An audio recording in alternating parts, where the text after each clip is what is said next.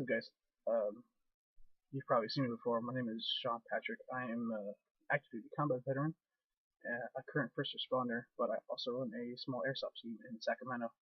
In conjunction with Soap McGuire from DevTap Airsoft, we wrote an online petition against SB199. You've probably checked out already. I'm here to talk to you, government representatives, veterans, current service members, business owners, law enforcement officers, and of course, fellow airsofters, about the SB199 bill, which would amend the current definition of toy guns in California. My team and I represent a pretty small, minuscule part of the massive community here in California that is also unknown by lawmakers, but in fact make up thousands of players and enthusiasts ranging from reenactors, movie makers, players, businesses, all of which are subject to the amendment if it passes. The first thing is SB199, what is it? It is in fact an amendment which changes the definition of a toy gun and effectively eliminates it, which will force anyone which owns a toy gun that shoots anything under a 10mm pellet to spray paint their weapons in one solid bright color. There's like 6 colors. I think it has.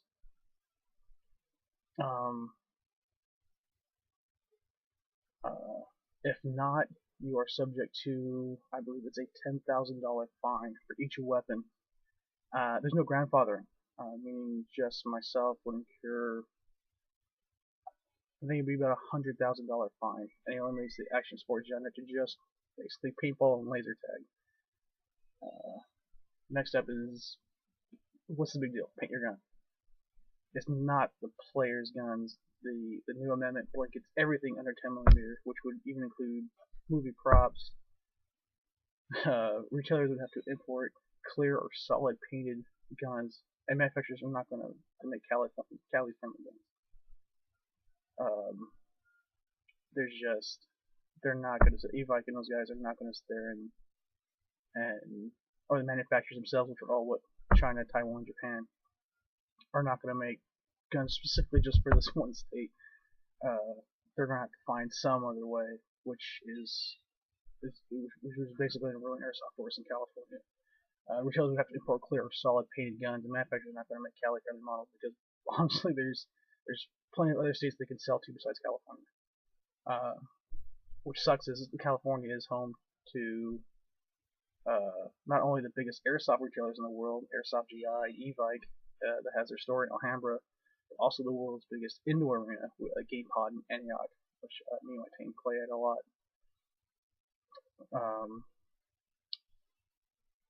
Not only does get places like GamePod, not only do they service airsofters like me, but they also service law enforcement and military for training, all of which would be subject to its laws, which funnels into gear, which is the real big part of it. It's not just the guns themselves, but everything that encompasses the whole genre of action sports for airsoft, which is, are you going to buy a tan or green chest rig to match your yellow M4? No. A huge part of the airsoft industry is just that it's gear, from building loadouts, from movies, TVs, video games. It's a big part of the gear. I don't care who you are as an airsofter. Even when you're just getting into it, there's gear that you want to get. A huge part of the industry is just buying more crap, but it is a big industry here in California. Even reenactors, World War II reenactors and stuff like that, they're not going to spend money to buy authentic uniforms just so they can play with a yellow or a bright red, MG42. That's ridiculous. From building, huge corporations like Blue Force Gear, HSGI, Condor, Banshee, Optics. You're talking EOTech, Aimpoint. All of these companies, airsofters buy the real steel stuff for their airsoft guns. That's the fun of it. That demographic basically goes away. Independently owned businesses, mostly ran by service members and their families, including arenas and sanctioned fields. Trinity Airsoft is ran by a vet that I know. Those are all going to get hit. You're not going to want to buy all the cool guy gear to play with a Nerf gun. It's ridiculous.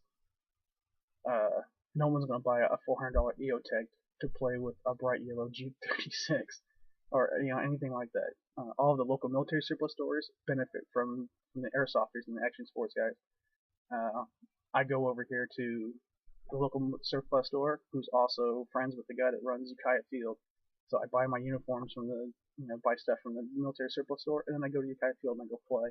That's basically going to go away. I'm not going to spend, I'm not going to go buy Cry Precision, multicam or stuff like that just to play with a, bright blue, bright wherever gun. It doesn't fix anything. I buy, and another thing of that is, for me personally, being a veteran, a lot of the stuff is, like the boots I wore in Afghanistan, and a lot of the parts on my M4 that I used, like my Magpul ASAP ring, stuff like that, were all on my actual gun that I used. For me, this is a way to continue some of the training that I got, and it's kind of counterproductive. Japan invented the sport because they weren't allowed to have guns, but they had gun enthusiasts that wanted to have, replicas or whatever. California's got one of its gun laws almost encourage airsoft because we're into guns but don't want to have to mess with real steel gun laws. So this is all going to go away. The guns are just one part of a huge economy that will feel a ripple if the bill is passed. The next part would be, let's not forget why the bill exists and why it does nothing to fix what it's supposed to. The bill has a history from, I believe, 2 shootings. First is a shooting in which 3 kids playing cops and robbers with cab guns were shot by an LA police officer. The later being the most earliest one, which was a teenager, I guess, was shot by an LA police officer walking down the street with a toy AK-47. Whose fault is that? It's not really my gauge. The guns themselves are already, you can't be under 18 and purchase one. You have to have a parent there. But we kind of live in that age where it's nobody's fault. It's always somebody else's. So, we don't. Is it a coincidence that they both happened in LA? Is it a coincidence the bill is amended by an LA district rep? The heart of the bill is that nobody wants shootings like this to happen again. But the answer is not just a simple, quick reaction kind of knee-jerk blanket fix or kind of all accustomed to by government officials kind of nowadays, but creating a real way to let responsible, airsoft guys like me and everyone else to keep the sport and help law enforcement officers make the right decision. The bill itself fixes nothing and hurts more people and businesses owners in basically the worst way. You can forget about 90% of the stuff in e-bike, that'll go away. You're talking, you take the guns themselves, but then everything that's around it, forget about it. Nobody is going to sit and play airsoft with guns and stuff like that. I think, could we reach I think the idea is not taking away the toy gun definition, but actually maybe adding it. For this specific sport, we have red caps on the guns, or some. They don't want this to happen again, and there's a smart way to fix it, not just saying, oh, paint them all and then whatever happens happens.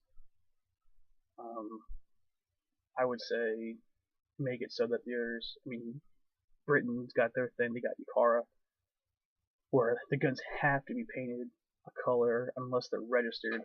I'm not going to register a toy gun. It's a little ridiculous, but I know that there's an answer in there somewhere. Maybe we, as a community, come together and find out and come up with something. There's definitely an answer out there. Anyway, I want to thank McGuire for helping me out, write the online petition, and all the guys from the forums, Airsoft Flea Market, Airsoft Boneyard, all those guys from Facebook, DevTech Airsoft, those guys are really nice. Warfighter Airsoft, I've been talking to them a lot about trying to get veteran law enforcement kind of community together to say something. Unfortunately, time is not on our side. I think it gets voted on in like 2 or 3 days. I'll be on the phone mostly today with my rep, uh, Matsui. She's my district rep, so I'll probably try to give her a call. It's outside of outside of picketing. That's really the only thing we can do. I know a lot of people might be a little shy about it. I myself am not very educated on our ways of government, senators, governors, stuff like that. But that shouldn't stop you from learning. I did not know yesterday who my district rep was, but I got online and I learned who my district rep was and how to get a hold of her office. And I've already written one letter to her office. I'll be calling her today. Don't let your lack of, I was saying, lack of knowledge of our intergovernment kind of persuade you from not getting involved. Even if it means just reposting the online petition in places. I'm gonna try tomorrow. See how many signatures I get today, and at the end of the day, I think tomorrow I'm gonna print it out, take it down to the office, and just try to do my part because I love Airsoft, and I don't want to see it bastardized. So thanks guys for watching, and we'll see you guys soon.